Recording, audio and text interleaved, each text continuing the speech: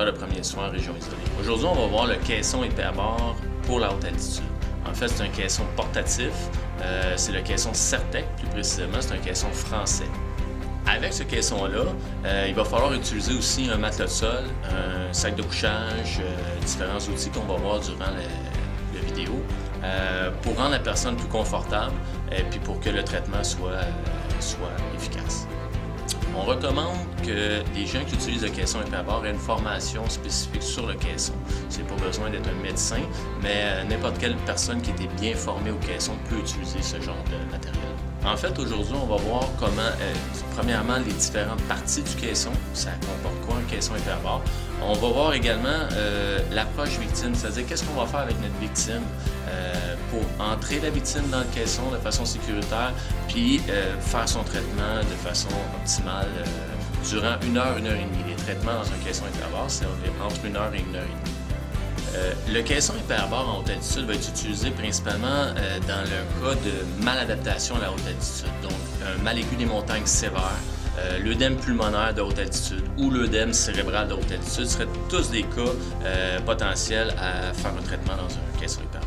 Premièrement, on va regarder un petit peu ce qu'il y a à l'intérieur du sac qui contient le caisson hyperbare.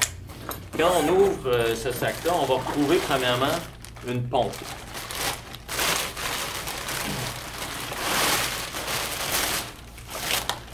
Ça, c'est la pompe qui va servir à gonfler le caisson. Et on va trouver notre fameux caisson à l'intérieur.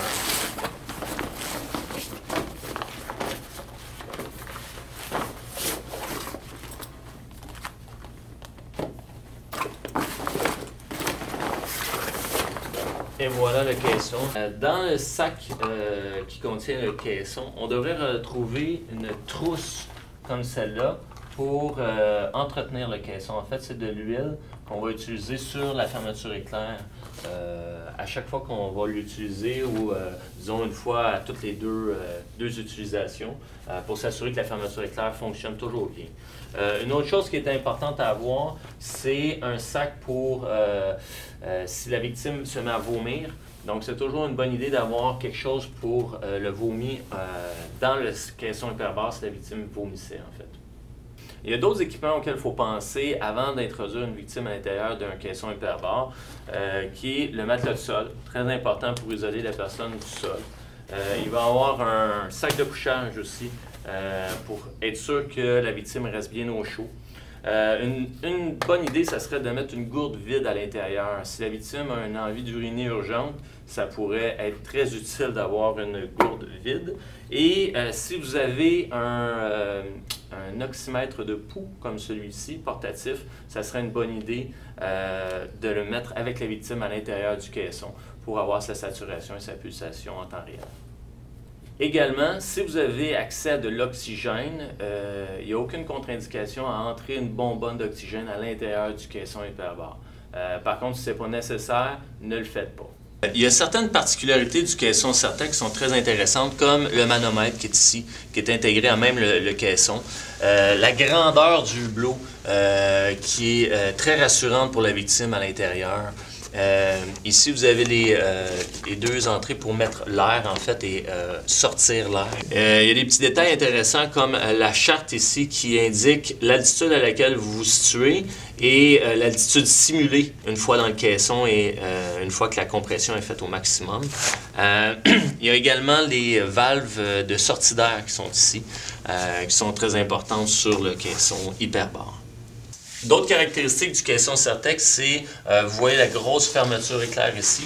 À l'intérieur, quand on ouvre, on a une deuxième pellicule également qu'il va falloir fermer une fois que la victime est à l'intérieur ici. Il y a également des très grosses sangles un peu partout sur le caisson pour ancrer le caisson, dépendamment où on se situe, si on est sur un glacier, dans une pente un peu dangereuse où il y a un risque que le caisson puisse glisser, on peut l'ancrer comme il faut, le caisson au sol. Là, présentement, on va voir comment entrer une victime dans un caisson, une victime qui est évidemment atteinte soit d'un mal aigu des montagnes sévères, œdème pulmonaire de haute altitude ou œdème cérébral de haute altitude, comme on a vu précédemment. On a préparé déjà le caisson, c'est-à-dire qu'il y a déjà le tapis de sol à l'intérieur, le sac de couchage et tout notre matériel est prêt à accueillir la victime. Donc, on va essayer de mettre du matériel en dessous du sac de couchage pour surélever la tête légèrement. Ça peut être n'importe quoi, en fait, là, des vêtements ou quoi que ce soit qui appartient à la victime. Puis ensuite de ça, on est prêt à rentrer la victime dans le caisson. On va lui demander d'enlever ses bottes de randonnée. Puis après ça, il va pouvoir pénétrer à l'intérieur du sac de couchage. Comme ceci. Ça va être important d'expliquer à la victime qu'est-ce qui va se produire puis qu'est-ce qu'il faut qu'elle fasse. Donc là, tu vas t'étendre comme il faut. Tu me dis si tu es confortable. Est-ce que tu es confortable? Oui. Excellent. Là, je vais te donner un petit sac s'il y avait un dégât au niveau du vomi. Une bouteille vide si tu as envie d'uriner. Je vais également te mettre sur le bout du doigt un saturomètre. Et puis là, on va fermer le caisson tranquillement. Tu vas juste mettre tes mains devant, pousser légèrement la paroi pour pas qu'elle t'aille dans le visage le temps que je fasse la pression à l'intérieur. D'accord? D'accord. Puis, tout le long de la manœuvre, je vais te demander d'avaler la salive, peut-être de pousser comme ça ton air pour que la pression se fasse bien au niveau de tes oreilles. S'il y a quoi que ce soit, tu me dis, de toute façon, on va pouvoir se parler tout le long.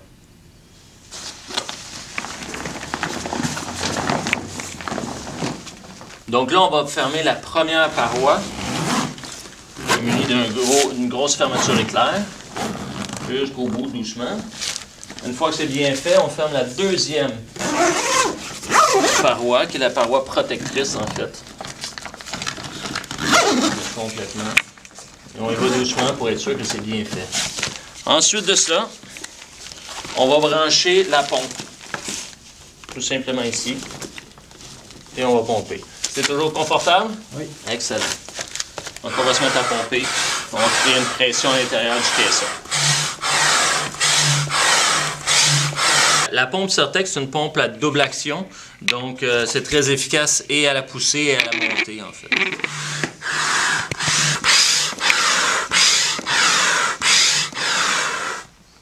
Toujours bon?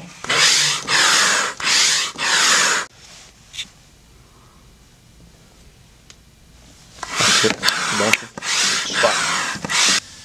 Comme vous aurez compris, pomper continuellement pendant une heure et demie, c'est très difficile à haute altitude. Donc, ça serait une bonne chose d'avoir toujours des gens autour de vous pour relayer. Et puis, le secouriste, celui qui vraiment prend en charge la victime, de toujours avoir un calepin pour prendre des notes et pour aucune raison du monde laisser la victime seule dans le caisson et s'en aller. Ça, c'est très, très important. Donc, on va toujours rester près de la victime pour s'assurer que tout va bien. Ça va toujours bien à l'intérieur? Excellent. Comme je vous ai dit tout à l'heure, dans le cas d'un œdème pulmonaire particulièrement, c'est important de surélever le caisson. On peut même aller jusqu'à un angle de 30 degrés.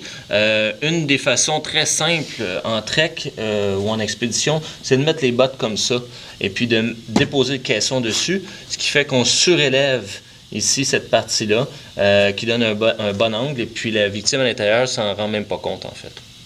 Une fois que le traitement a été fait, donc ça fait 1h30 que la victime est dans le caisson, on va dégonfler le caisson doucement. Donc ce qu'on fait, c'est qu'on prend cette partie-là et on vient peser ici pour enlever tout doucement l'air du caisson. Faut demander aussi à la victime d'avaler la salive, de faire une surpression avec son nez pour éviter que les tympans prennent un trop grand choc. Avale la salive un petit peu, ça va? Ouais, c'est bon.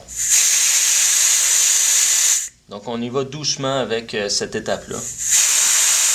Une fois que le caisson a donné mou comme ça, là, on va pouvoir ouvrir la fermeture éclair. Il faut vraiment attendre que le caisson soit tout mou et puis que l'indicateur soit sur 0 au niveau de la pression pour ouvrir la fermeture éclair.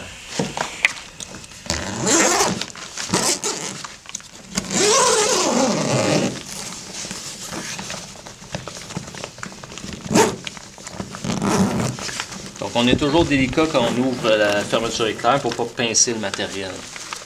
Ça va toujours? Oui. Excellent.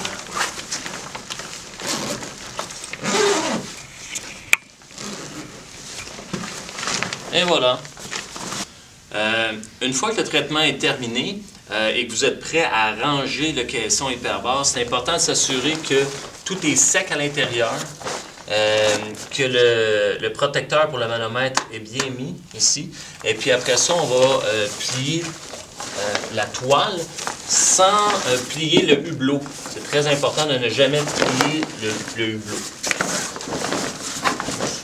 C'est comme il faut. Laisser les fermetures éclair ouvertes pour que l'air puisse circuler. Voilà. On s'assure simplement que la pellicule est bien protégée.